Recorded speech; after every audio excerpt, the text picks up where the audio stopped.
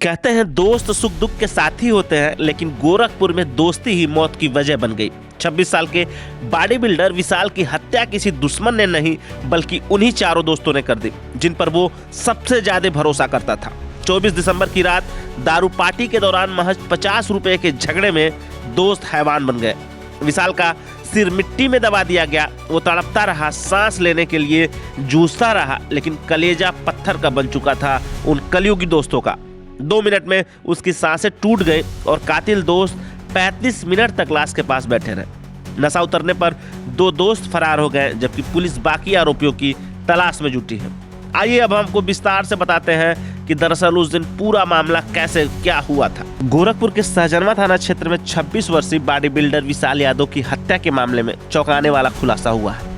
Police जांच में साफ हुआ कि विशाल की हत्या उसकी गर्लफ्रेंड ने नहीं बल्कि उसके ही 4 दोस्तों ने की थी। ये खौफनाक वारदात 24 दिसंबर की रात दारू पार्टी के दौरान सिर्फ 50 रुपए के झगड़े में अंजाम दी गई थी। घटना की शुरुआत उस वक्त हुई जब विशाल ने रात करीब 11 बजे अपनी गर्लफ्रेंड को फोन करके मिलने के लिए ईंट भट्ठे पर बुलाया। गर्लफ्रेंड ने घर में लोगों को जागने का हवाला देकर मना कर दिया, लेकिन विशाल लगातार कॉल करता रहा। परेशान होकर युवती ने मोबाइल स्विच ऑफ कर लिया। पुलिस को विशाल के फोन से 20 मिस्ड कॉल मिले हैं। इसके बाद विशाल घर लौटने के बजाय पास के ही ईंट भट्ठे कुआवल कला पहुंच गया, जो उसके घर से करीब 500 मीटर दूर था। वहीं उसके मिल गया। ठंड का मौसम में सभी ने वहीं बैठकर शराब पीने का फैसला किया। करीब 45 मिनट तक शराब पी गई, फिर और शराब लाने के लिए सभी ने पैसे मिलाए।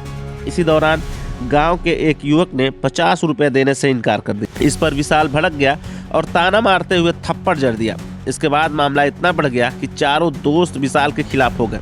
नशे में धुत सभी लोग मारपीट करते हुए ईंट भट्ठे के उस हिस्से तक पहुंच गए जहां की मिट्टी बिल्कुल गीली थी। यह चारों ने मिलकर विशाल को पकड़ लिया और उसका सर जबरन गीली मिट्टी में दबा दिया। बॉडी बिल्डर होने के बावजूद विशाल 4 लोगों के सामने बेबस हो गया। वो दम घुटने से करीब 2 मिनट तक तड़पता रहा, लेकिन किसी दोस्त को तरस नहीं आया। आखिरकार उसकी सांसें थम गई। हत्या के बाद आरोपी करीब 35 मिनट तक क्राइम स्पॉट पर ही बैठे रहे और नशे में होने की वजह से उन्हें समझ नहीं आ रहा था कि आगे क्या करें।